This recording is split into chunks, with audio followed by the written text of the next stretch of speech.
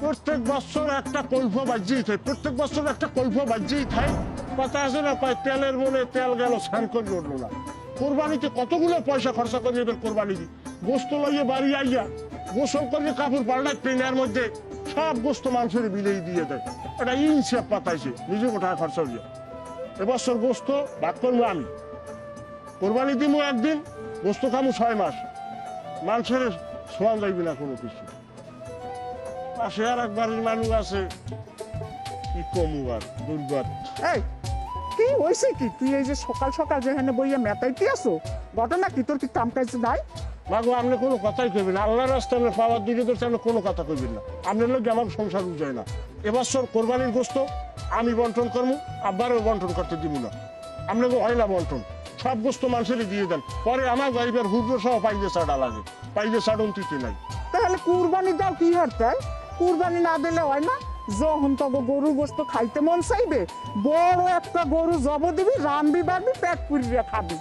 গরম কলের আমরা দিই না, কোরবানি দিই আল্লাহরে রাজি খুশি করার লাগে। কোরবানিটা যে সময় দিই এখানে তো আল্লাহর নামই দিই, গোস্তটা মোরা খাইলেই হয়, কথা পাইলেন। ওরে মোর আল্লাহ, মুই বুঝ জ্বালাইছি, এতদিন সংসার করছি, মুই ওই টিপটা বুঝার লাগে। মই মনে হচ্ছিলাম মোর পোলাটা মোর মতোই হইবে। কি কপাল মোর, মোর পোলাটা ওই বড়রা বাঁশের গুড়া দিয়া বাঁশি জ্বালাইছে। এখন তোরাই বাপুতে মিললা যে খুশি ইয়া কর, মুই আর আগেও নাই পাশেও নাই, তবে কুরবানির আগে পাশে মুই আমো না, বুঝলি? আর যান আপনি যান, আপনার লোক কি সংসার বুঝায় না। বিষয় কি মাঠে মিলিয়ে কি মোরা করে গুণগান গাইতে আসো বললে মনে হইতে? গুণগানের মানুষটা কি গুণগান গাইতে আসি? সমস্যা কি? আরে কি কম আব্বা, মার লজ্জে তো আপনার সংসার উজায় না। মায়ের যদি হিসেবই হইতে তা আপনার আনবাড়ি বিল্ডিং থাকতে 5 তলা। কিসের 5 তলা বেটা? বিল্ডিং থাকতে আরো 16 তলা, ওই ছাদের হেলিকপ্টার নামতে আমি কি পারছি? তোর দাদা এই আকামটা করে ফিরে গেছে, হে বড় বাড়ি বিয়ে হারায় গায়গো বাড়ি, ওনার ভাই বেড়াদার দেখছে, মনে আছে লাফত দিয়ে পড়বে কোনো কিছু লাগলে লাডি, ওই লাডি দেখছে বিয়ে হারাইছে খাইগো বাড়ি। এখন খাইগো বাড়ির চালছি না, এত তো ব্যাপার খাইয়ে সান্ডে উঠেছে, আবার বিল্ডিংও চিনতে পারো। শুনো, মোর বাপের বাড়িতে লাডি আছে, তোমার তো নাই একটা ভ্যান, হ্যাঁ? সাবে কি করবা? পেলেন না মাইবা। এই ও লাডিতে মুছি ধরবো, এই মোর কোনো কামে লাগে ও লাডি?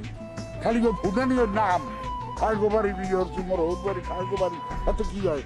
এই মুখি হাসাই কম সর্বনাশ করে জ্বালাইছি। সর্বনাশ তো আমি আর নিমু না। আমার আমি 32 তলা বিল্ডিং করবো, আমার ওইরকম হিসেব করে চলা লাগবে। এই পাশের বাড়ির মানুষ নাম ধরে কথা কইছে না, আল্লাহ ক্ষমা করুন। প্রত্যেক বছর কোরবানি দেয় আব্বা, কি এক গরু কোরবানি দেয়। এরা গরু গেলে ছাগলের না খারাপ হলে কোনো মানে কইব ওটা ছাগল না গরু। কিন্তু আমরা কি করি?